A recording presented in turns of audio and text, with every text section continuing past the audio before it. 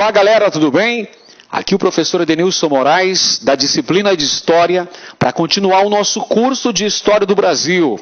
Nós já falamos sobre vários assuntos e desta vez vamos começar a abordar o período republicano brasileiro. Vamos começar, evidentemente, falando sobre a República Velha, também conhecida como Primeira República no Brasil, que é justamente o período compreendido entre 1889 e 1930. Pois bem, meus amigos, a República Velha, ou Primeira República, é subdividida em duas etapas. A primeira delas, chamada de República da Espada. Professor Edenilson, por que a primeira fase da República Velha é conhecida como República da Espada? Porque nesta fase o Brasil fora governado por dois marechais, o Marechal Deodoro da Fonseca e o Marechal Floriano Peixoto. Esta fase aconteceu entre 1889 e 1894. É a fase justamente de consolidação do regime republicano no Brasil. Na República da Espada ocorreu, por exemplo, a promulgação da Constituição de 1891, a primeira Constituição republicana do Brasil, e a segunda Constituição que o Brasil teve. Lembremos-nos que a primeira Constituição brasileira foi a Constituição Imperial de 1824. Esta é a primeira Constituição republicana, 1891. Também durante a República da Espada ocorreu a consolidação da República no Brasil, principalmente por ação do segundo presidente da República, o Marechal Floriano Peixoto, conhecido como o Marechal de Ferro, que enfrentou duas revoltas contra o seu governo: a Revolução Federalista no Rio Grande do Sul e a Revolta da Armada no Rio de Janeiro. Bem, depois da República da Espada, a fase em que o Brasil foi governado por militares, os dois marechais, nós tivemos a chegada dos civis ao poder, à presidência da República no Brasil. Esta segunda fase, por sua vez, é conhecida como República Oligárquica. Esta é a República Oligárquica, ou República do Café com Leite, ou República das Oligarquias, se você preferir.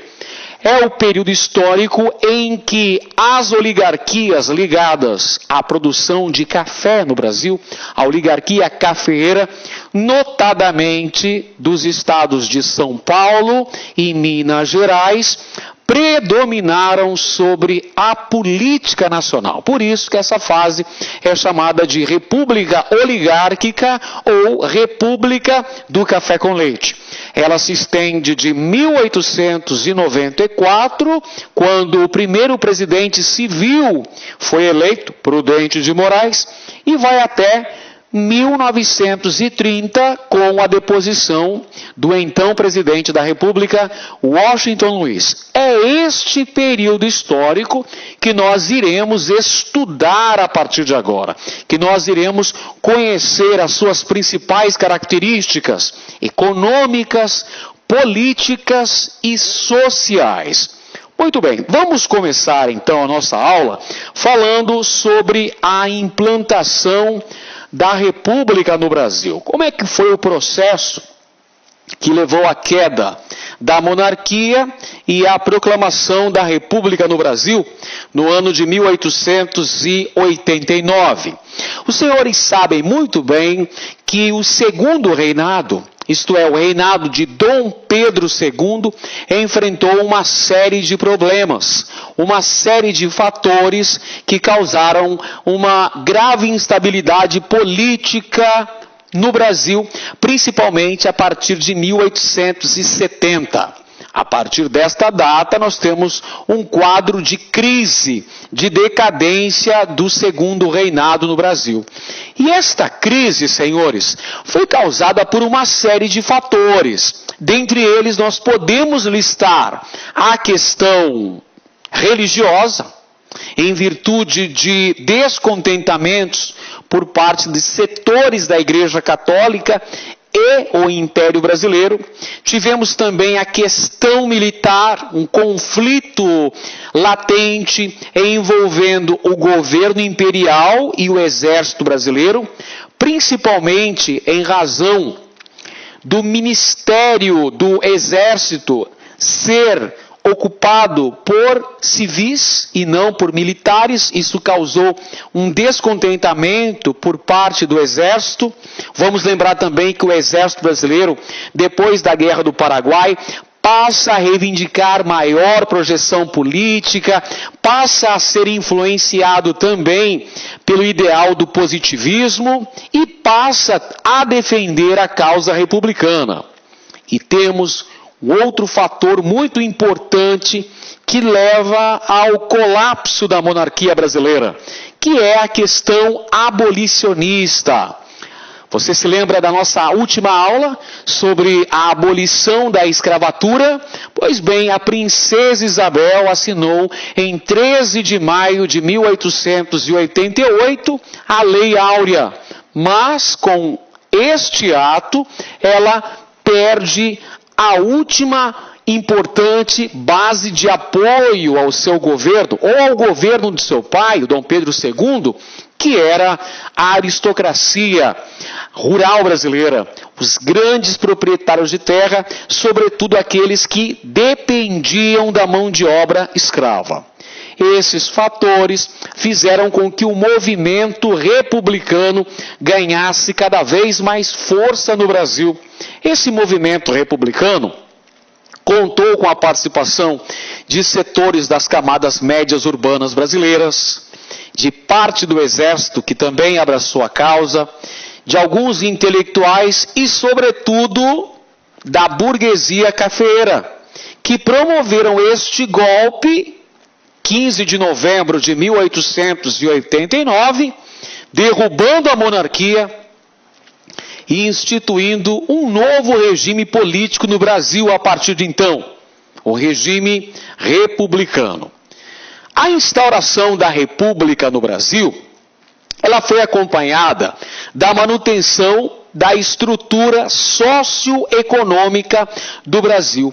O que significa isso? Significa que o advento do regime republicano no Brasil não significou necessariamente uma ruptura com as condições econômicas e sociais vigentes do Brasil.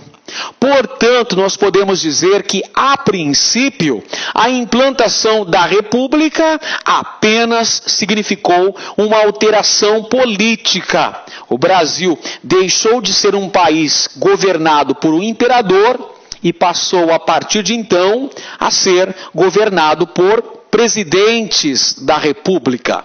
Mas do ponto de vista econômico, o Brasil continuou sendo um país essencialmente agroexportador, tendo como principal produto agrícola de sua pauta de exportações o café, meus amigos. O café era a principal riqueza produzida pelo Brasil ao longo da Primeira República. O café, que já vinha se destacando desde a época do Segundo Reinado, consolidou-se como principal produto agrícola brasileiro, continua tendo uma grande importância econômica durante a Primeira República.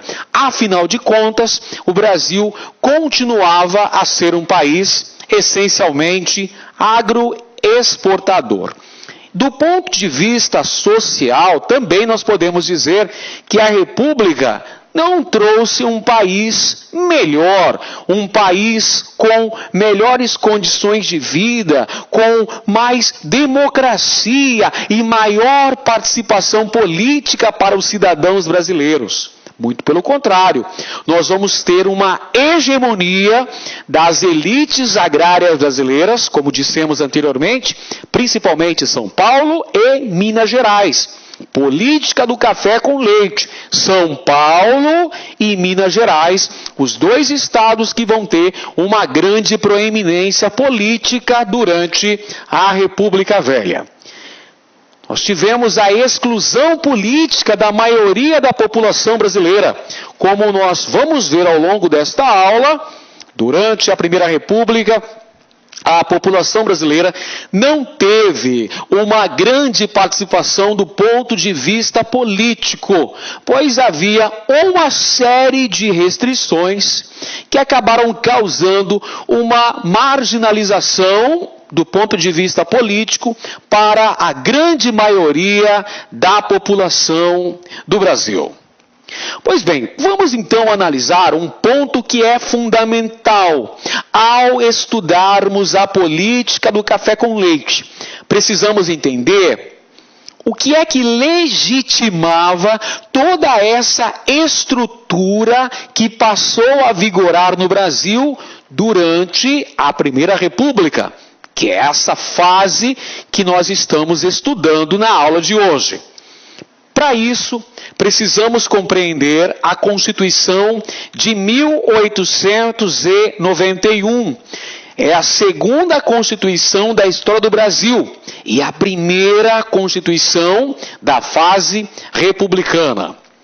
A Assembleia Nacional Constituinte, que se formou no início do governo provisório do Marechal Deodoro da Fonseca, ela se reuniu e tinha como principal representante, como presidente, o cafeicultor paulista Prudente de Moraes. Essa Constituição estabeleceu para o Brasil uma república federativa e presidencialista. Estabeleceu também o Estado laico. O que significa isso? Significa que a partir de então no Brasil houve um rompimento entre Estado e Igreja. O Brasil, a partir de então, passou a não mais ter uma religião oficial.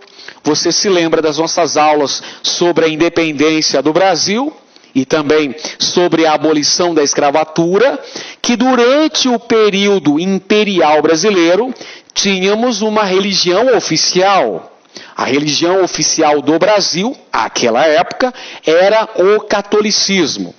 Pois bem, com a implantação da República no Brasil, nós tivemos o estabelecimento do Estado laico, ou seja, uma separação entre Estado e Igreja.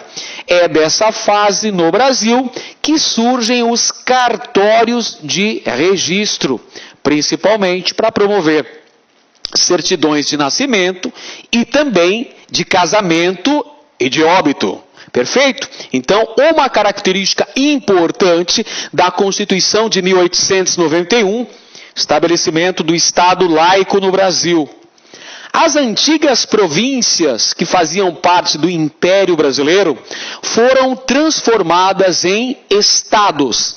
Estados a serem governados por presidentes. É isso mesmo. O termo pelo qual eram conhecidos os governantes estaduais eram presidentes de estados. Só depois eles passaram a ser conhecidos como governadores. Mais uma característica da Constituição de 1891, o estabelecimento de 3 poderes: executivo, legislativo e judiciário. Aí você pode se perguntar, mas qual é a novidade, professor? Desde o século XVIII, lá no Iluminismo francês, com o Barão de Montesquieu, todo mundo sabe que o poder político é dividido em 3 partes. O que nós temos de novo nisso que o senhor disse, como uma característica da Constituição de 1891? Ora, você se lembra muito bem que a Constituição Imperial do Brasil estabelecia 4 poderes. Além dos 3 poderes clássicos, havia também o poder moderador que era exercido pelo imperador. Agora, com o estabelecimento da República no Brasil, temos apenas três poderes: executivo, legislativo, judiciário. Outra característica dessa Constituição, regime de representatividade. São essas as principais características da Constituição de 1891. Professor, mas em relação à participação política, o que é que essa Constituição falava em relação aos direitos políticos dos cidadãos? Quem é que votava no Brasil nessa época? Pois bem, vamos então abordar agora a participação política. E você anota isso no seu caderno, porque são características fundamentais. É o que pode ser cobrado na sua prova. Isso daqui tem uma possibilidade muito grande de aparecer na sua prova, no seu concurso. Então anote aí. O voto durante a Primeira República era direto, universal, masculino e aberto. Opa, o que significa isso? Significa que o voto era o cidadão votando diretamente no candidato que ele escolhera. Portanto, o voto era direto. O voto era universal, pois não tinha mais um critério de renda. Você se recorda que durante o período imperial, o voto era censitário. Ou seja, para votar, tinha necessariamente que se comprovar rendimentos. O voto era censitário. Aqui na República, acabou isso. O voto passa a ser universal. Todos, independente de sua condição social, tinham direito ao voto. Porém, atenção, muita atenção. Haviam seríssimas restrições. Primeira delas, o voto masculino. Só aí você já excluía metade da população, na medida em que as mulheres estavam impedidas de votar. Não tinham participação política. O voto era aberto. O que quer dizer isso? Significa que o voto não era secreto. Isso facilitava ainda mais o processo de manipulação do mesmo. Observe aí quem estava excluso do direito de participação política no Brasil: mulheres, menores de 21 anos, analfabetos, mendigos, padres e soldados, ou seja, oficiais de baixa patente. Percebeu?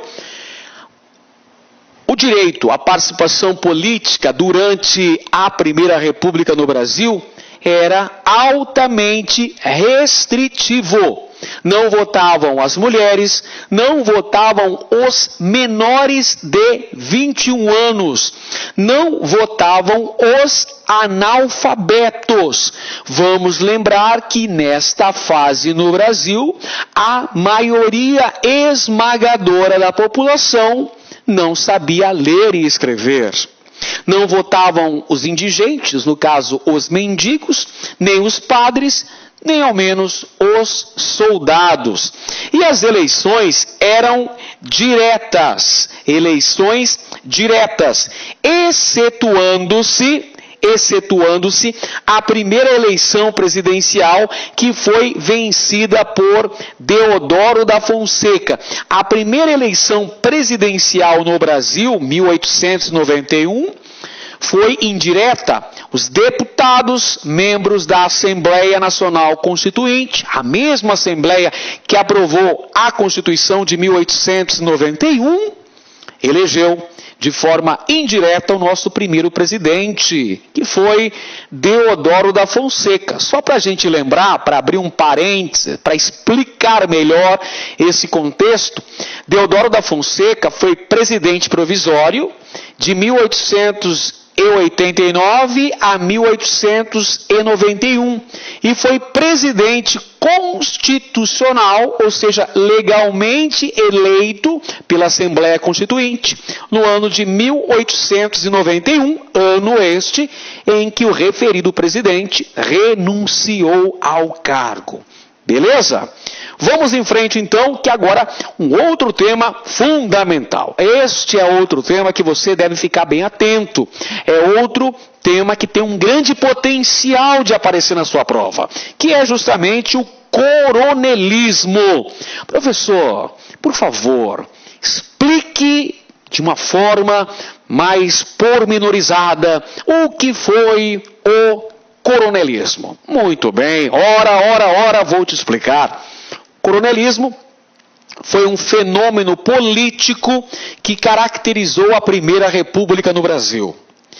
Nesse fenômeno, houve o predomínio político de oligarquias. Essas oligarquias eram compostas por elementos das camadas mais ricas da sociedade, notadamente grandes proprietários de terras e grandes comerciantes, que eram chamados de coronéis. Eles controlavam o voto dos eleitores. O poder político dos coronéis advinha de seu grande poder econômico e de sua condição de manipular os eleitores. Portanto, no coronelismo, nós tivemos o predomínio do poder local.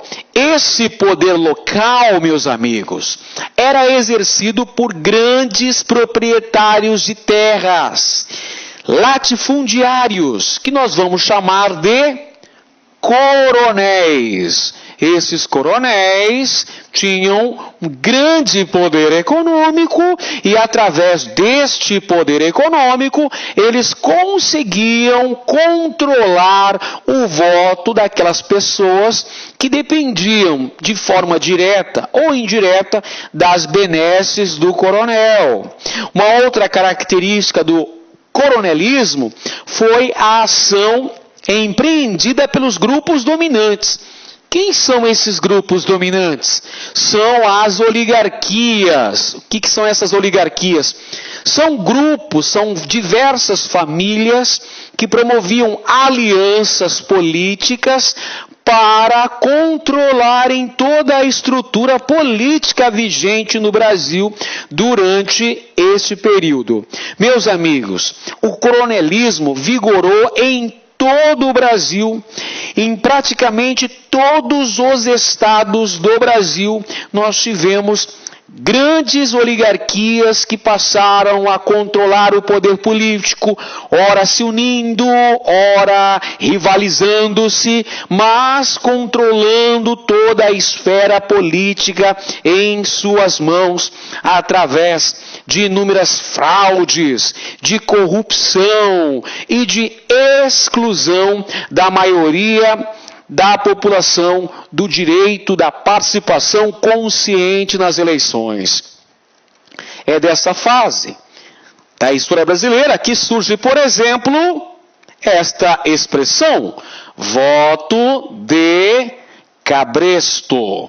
O voto de cabresto, como a gente pode ver nesta imagem que aparece aqui no nosso slide, o voto de cabresto é o fazendeiro controlando o voto do camponês, o voto daquele trabalhador que depende necessariamente dos favores do coronel. Então o coronel vai obrigar este eleitor a votar justamente no candidato que o coronel indicar.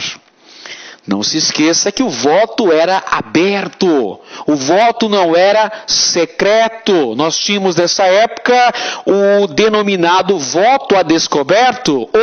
Isso ajudava o coronel e as oligarquias a controlarem, a manipularem de uma maneira mais eficiente as eleições. Outra característica importante dessa fase política no Brasil: fraudes, muitas fraudes nas eleições. Você sabia, por exemplo, que na República Velha até os votavam? Ah, parece piada. Ora, mas não é. Havia muita fraude, muitas vezes eleitores que já haviam falecido, não é mesmo?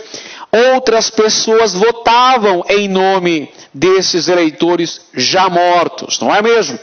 E ocorria também, algumas vezes, casos em que eleitores votavam diversas vezes. Ora, o que é isso? São fraudes eleitorais, é muita corrupção, é muita manipulação política que ocorria no Brasil naquela época. Vamos lembrar também que nessa fase no Brasil não existia o Tribunal Eleitoral, não tínhamos o Supremo Tribunal Eleitoral para fiscalizar a realização dessas eleições, que via de regra eram muito fraudulentas. Muito bem. Aí está o voto de cabresto, que é o voto exigido pelo coronel contra a vontade do eleitor. Então aqui nós temos as características do sistema político eleitoral brasileiro. Mas antes de abordar essas características, se você me permite, eu gostaria de apresentar esta charge, que é muito famosa e que já apareceu diversas vezes em provas abordando a política do café com leite. Esta charge, feita pelo Storni, um importante caricaturista brasileiro do início do século XX, ilustra muito bem o chamado voto de cabresto. Na imagem percebemos o político trazendo a rédea curta, o eleitor, simbolizado aqui nesta alegoria como um burro. Este aqui é o voto de cabresto, na medida em que o coronel, o grande chefe político, ele obrigava o eleitor a votar nos candidatos que o coronel escolhesse. De que maneira que o coronel conseguia isso? Olha só, aqui estão as características do sistema político eleitoral. Eu vou responder esta pergunta. O sistema era excludente. Vocês já perceberam por que é que o sistema político eleitoral brasileiro era extremamente excludente? Você sabe muito bem que a maioria da população brasileira não votava. Não votavam os menores de 21, não votavam as mulheres, não votavam os analfabetos. Ou seja, a minoria da população é que tinha direito ao voto. Como se isso não bastasse, meus amigos, o modelo político eleitoral brasileiro era extremamente elitista. Porque para você conseguir uma ascensão política, conseguir concorrer aos cargos eletivos do Brasil, você precisava estar aliado a alguma oligarquia, os grupos poderosos. Então isso dificultava a ascensão de pessoas das camadas baixas, que seria praticamente impossível que alguém vindo das camadas inferiores da sociedade conseguisse uma ascensão política, se tornasse, por exemplo, um deputado. Isso era impossível. Por quê? Porque o sistema político eleitoral brasileiro era viciado, era favorável